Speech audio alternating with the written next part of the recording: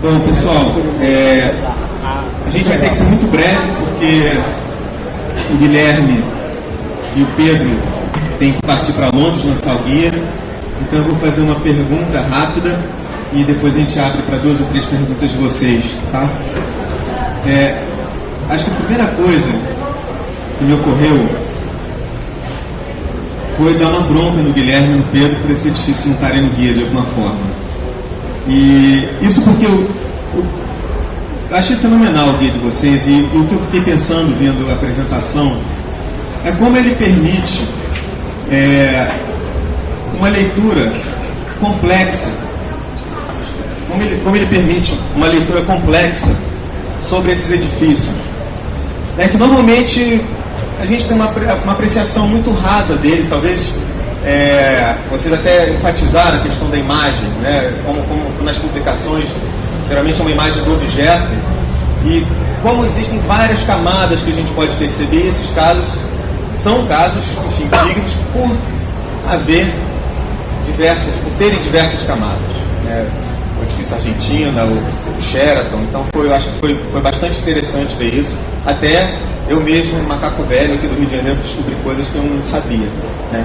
Então acho que como um instrumento pedagógico, esse livro é fantástico. E aí foi inevitável, na hora de ver a apresentação de vocês dois, ficar olhando para as apresentações a partir um pouco da visão colocada pelo livro, né? Entendendo a complexidade do projeto da Carla, da estrutura, da inserção daquele elemento bruto e de certa forma inacabada em cima da pedra do arcoador, daquela paisagem natural e magnífica, né? Assim, um fan palace tropical numa paisagem idílica, né? O interesse, acho que não tinha nenhuma imagem disso, né? Um fato bastante interessante também do prédio, como ele vai alternando a luminosidade, também acho que foi um aspecto muito bacana do edifício, do projeto de vocês também, entender como esse novo elemento articula as 2 edificações, mas também cria uma série de outros espaços, não só na cobertura, mas ele cria um espaço coberto no hiato entre 2 edifícios. Então aquilo produz uma continuidade da Praça Mauá, né? Eu não tive lá ainda com um palanque desmontado, então eu certamente ainda tenho muitas coisas para descobrir. Então, na verdade, eu queria pedir um pouco para vocês comentarem sobre isso, assim, acho que eu podia começar por vocês, talvez, sobre como esses edifícios eles são capazes de, enfim, dar essa complexidade de relações, etc. Mas eu não entendi a bronca que você queria dar na gente, porque... Não ter os 2 projetos no livro? Mas o guia, isso é uma boa... Não, mas é uma boa pergunta, porque acho que todo mundo que tiver o guia na mão e começar a ler, né, vai perceber que existem muitas outras coisas que não estão no guia, né? Na realidade, o guia, mais uma vez, não é um guia é um guia para, né? Eu fico feliz de você dizer, então com o guia, né, a gente começa a ver a cidade, a arquitetura pelo filtro dele, né? E essa é a intenção. Então ele não esgota nada, 28 projetos, 28 casos, é uma coleção pequena. Isso foi uma coisa que a gente viu logo de início, que não ia dar para cobrir todo o espaço topográfico da arquitetura carioca, nem todos os casos possíveis e maravilhosos que a gente poderia encontrar, mas justamente essa é a intenção, é que ele não feche, mas abra, e que certamente outros projetos, esses que foram apresentados e outras situações, possam ser lidas pelo guia, né? Ou seja, o guia seja essa espécie de guia mesmo, de manual, sem coleção fechada, né? Mas com alguns parâmetros. Ele nasceu na academia, né? Dentro da faculdade, com alunos atuantes. Então, acho que o objetivo principal sempre foi despertar um olhar diferenciado e não especificamente falar de edifícios especiais, magníficos. Ninguém está falando da qualidade dessa arquitetura específica, do Menezes Corsa especificamente, esses casos funcionam muito bem em conjunto, esse bloco de casos. Alguns são até assim, projetos ruins, assim, do ponto de vista do acabamento, do ponto de vista da materialidade deles. Né? E com problemas, inclusive, né, de vão, etc., remendo, mas a nossa ideia era tentar vencer essas barreiras, né, que muitas vezes nos afastam assim, de considerá-los como, não como lições, mas como reflexões sobre o que a arquitetura pode fazer, né? Ou o que já foi feito, ou o que está acontecendo. Por exemplo, o estádio de Remo da Lagoa, que é um caso muito polêmico, a gente ficou muito assim, vai, porque teve uma reação muito forte contra a transformação dele em lagoa, etc., pelo cinema, mas a gente achou que isso faz parte dessa intensidade que a metrópole produz, né? Então, por mais que nós, arquitetos, não estejamos totalmente afinados com o projeto que foi feito, ele não deixa de ser uma situação interessante de observar, né? Porque isso é um fenômeno, as pessoas consomem, como é que isso acontece, né? Então é um pouco, isso mais uma vez está na esteira, assim, tem uma filiação grande com que a gente reivindica até com essa bibliografia que a gente mencionou agora há pouco. Só para completar, o momento de fazer os desenhos, o momento de pesquisar sobre o edifício e fazer a visita de campo, pegar a planta, levantar um modelo que é 3D, mas depois vai virar 2D, então articular essa inteligência do 3D com 2D, isso faz com que a pessoa que está fazendo esse caso, né, os alunos e nós também fizemos alguns, aprenda de fato uma lição com esse projeto. Então fica muito claro quando você precisa construir digitalmente esse modelo e apresentar ele de uma maneira sucinta, quais são as qualidades deles que você pode aproveitar depois na hora de projeto, né, na hora de projetar. Não, e foi muito foi muito prazeroso escutar a Carla apresentando e falando do trabalho dela no Forte Copacabana. O Forte Copacabana foi uma situações que a gente pensou, né, nele. E o Pedro trabalhou lá, e aí a gente discutiu um pouco sobre a pertinência ou não dele no guia, né, pela experiência que eles tiveram lá. Mas foi muito prazeroso escutar a Carla explicando o projeto dela de maneira muito sintética, assim, muito assim, colocando a ênfase nos pontos que a gente procurou colocar no guia, ou seja, a estrutura aberta, mas não só a questão do conceito que é comum, mas o fato de que a gente não está falando de todo o projeto, está falando assim, das principais razões do projeto. E isso é um pouco a leitura que a gente tentou fazer desses casos que estão no guia. A gente não mostra tudo, não desvenda tudo, não tem plantas plotadas, não tem nem escala gráfica, porque a ideia é que as pessoas também possam, assim, seja uma provocação para as pessoas irem, né? O guia não se satisfaz sendo uma coisa de biblioteca, é uma coisa para ir lá mesmo.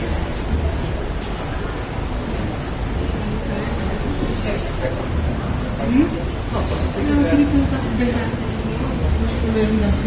eu queria entender o que você mostrou, que aquela ponte que é plugada para a lateral, para ter sustentação para a antiga, você faz um pilar por volta da escada, né? Então tem uma espécie de um grande pilar em volta da escada. Isso lá no prédio antigo. Mas o que acontece no prédio novo que você não mostrou? Como é que acontece essa conexão? Então, porque quando eu fui atravessar, eu liguei para o visual para saber se eu podia atravessar. Você falou que podia? Você falou que podia. No prédio modernista foi simples, eles não tiveram problema nenhum, eles prenderam nos pilares, na base dos pilares, onde o pilar encontrava com a laje e segurou.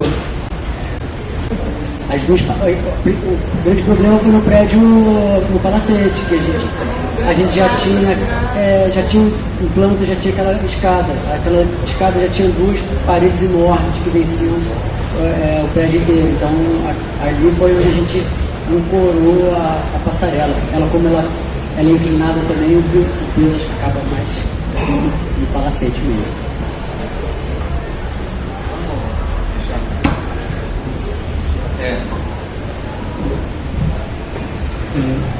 Queria dar os parabéns aí a todos os participantes, a Carla pelo belíssimo projeto, o Guilherme e o Pedro pelo livro e o Bernardo também pelo trabalho excelente. E queria fazer uma pergunta para o Bernardo especificamente. Pegando um pouco carona nesse tema da nova arquitetura carioca, e, enfim, eu acho que uma das questões que passa por todo mundo que atua e que se formou aqui no Rio é a questão da formação, essa questão que o Pedro colocou sobre a escola. Enfim, tem escola carioca, não tem, ela perdura, não perdura, qual é o traço. Eu vou pegar uma coisa que está dita no perfil da Monolito, lançada agora do seu escritório. Nesse perfil está dito que a formação melhor dos funcionários de São Paulo, eu entendi que se referia aos arquitetos, foi um dos motivos para a transferência da produção de desenho do escritório do Rio para São Paulo. Eu queria saber se você concorda com essa afirmação e como você vê a diferença dessa formação entre os arquitetos das duas cidades, relacionando também com a sua formação no FRJ, e eu queria estender a questão enfim, a uma observação que acho que muitos fazem do distanciamento dos arquitetos cariocas atuantes ao longo do tempo da academia. E eu queria te perguntar se você tem vontade de dar aula, de ser professor algum dia, enfim, se você falasse um pouco sobre isso. Tá bom. A história da formação dos funcionários de escritório, não foi eu que falei isso, tá?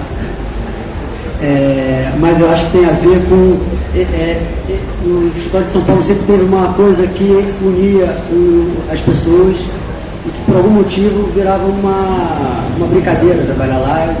As pessoas saem de lá meia-noite, vão trabalhar sábado, domingo, e não sei explicar porque isso não aconteceu aqui no Rio. Na verdade, isso já é uma história, a história de São Paulo já tem 10 anos, enfim, muito antes de eu ter entrado, fazer parte do escritório, eles já tinham acabado de transferir, fazer essa opção, porque na verdade funcionavam quase que como dois escritórios autônomos, o do Rio e São Paulo. Teve a ver também com o fato de a maior parte dos trabalhos nessa época estar em São Paulo, coisa que não está mais acontecendo, quer dizer, chegou uma proporção de quase 80% em São Paulo, agora já está um pouquinho mais do que no Rio, mas está mais equalizado.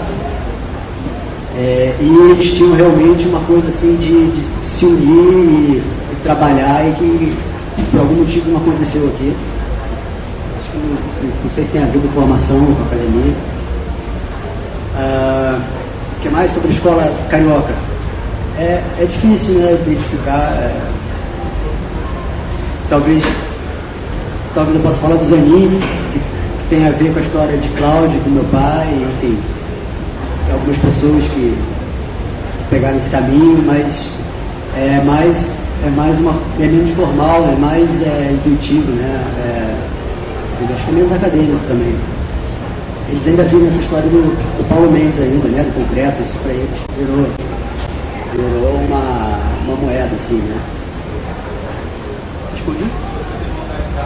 Eu tenho vontade de dar aula, tenho muita vergonha, mas eu tenho vontade, sim. Algum jeito.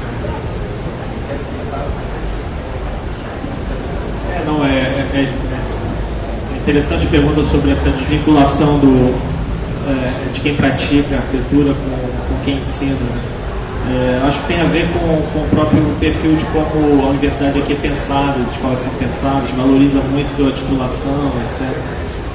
Mas realmente é uma pena. Hoje a gente tem uma escola basicamente, em todo caso, nas universidades públicas, né? A gente tem cada vez mais uma escola onde ensinam doutores, pesquisadores e não mais tanto arquitetos que praticam.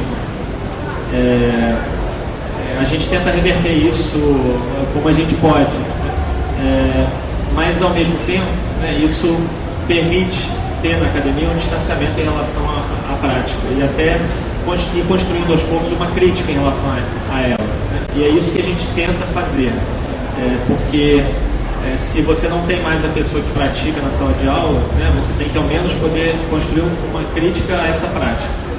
E eu acho que o Rio de Janeiro está num momento bom para isso. Né? Existe novamente uma prática intensificada, então a gente não está mais batendo em cachorro morto, né? E dá para falar mais de arquitetura acontecendo aqui. Então esse é o espírito um pouco que a gente está perseguindo. Alguém mais tem alguma pergunta? Aproveitar essa... Parabéns a todos. Aproveitar esse gancho do Guilherme da construção que está tendo agora no Rio de Janeiro. O Rio de Janeiro volta a ser uma cidade de primeiro mundo, quase lá, né? Os investimentos acontecendo.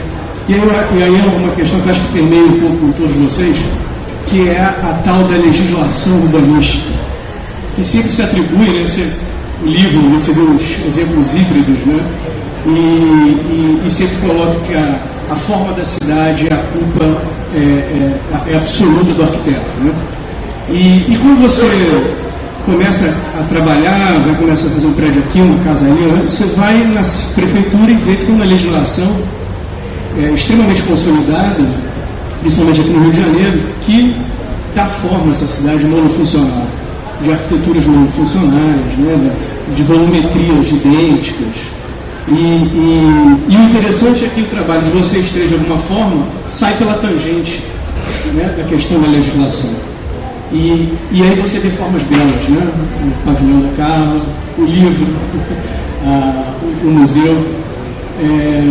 Eu queria que vocês comentassem um pouco, rapidamente, essa visão. O que vocês acham dessa questão da legislação? Como se impacta a cidade do Rio de Janeiro? Como impacta a sociedade? Como impacta o design, a produção de arquitetura, os alunos? Se não é o caso de fechar as faculdades de arquitetura enquanto não mudar essa legislação, porque qual é a finalidade, no final das contas, né? Então eu queria ouvir um pouco de vocês, já que o trabalho de vocês é um expoente da não legislação, né? A princípio.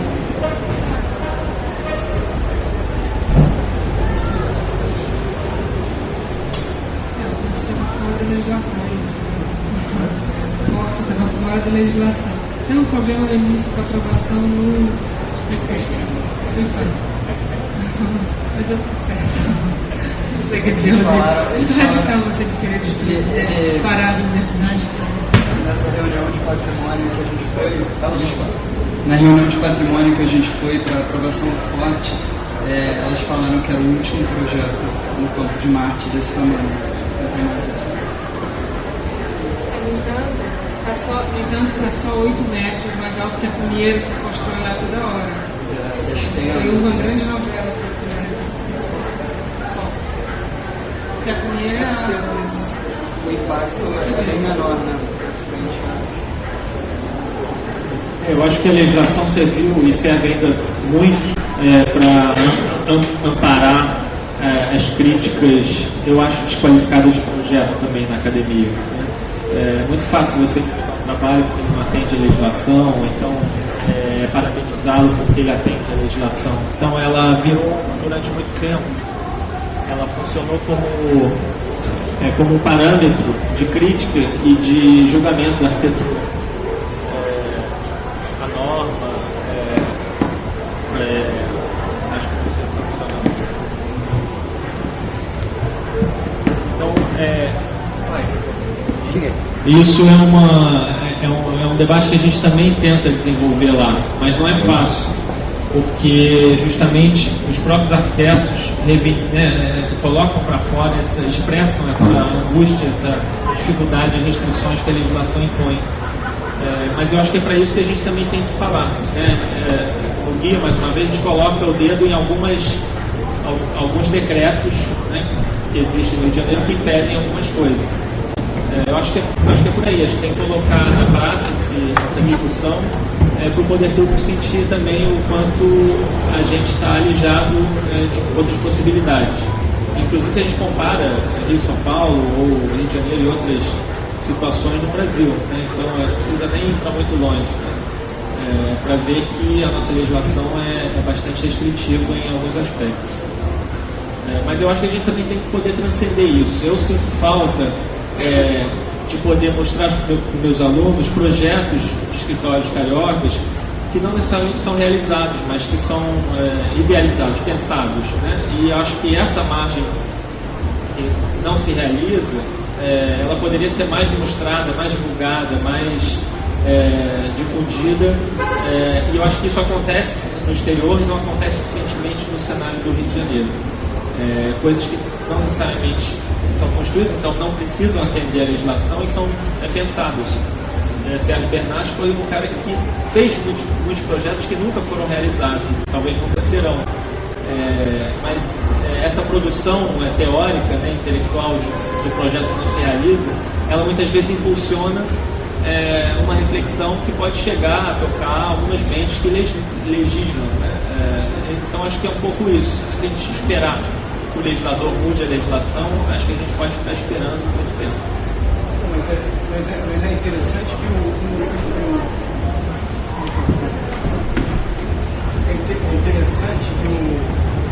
o híbrido contemporâneo, como o estádio de Remo da Lagoa, ele é uma exceção da norma, é uma exceção da legislação. A legislação mudou, nesse caso, para atender esse hibridismo de um reclame altamente especulativo, capitalismo, gera milhões de impactos.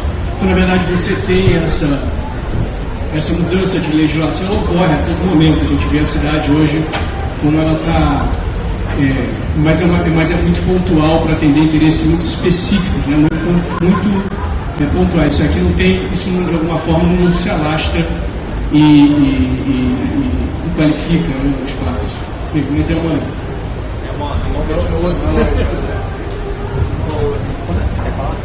Só falar que no caso do mar, a gente contou com a prefeitura e com a Fundação Roberto Marinho.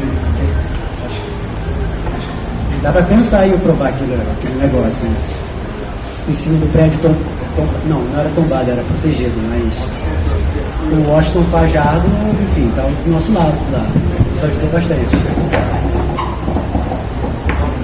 Bom, gente, infelizmente, dado a hora, nós temos que terminar aqui.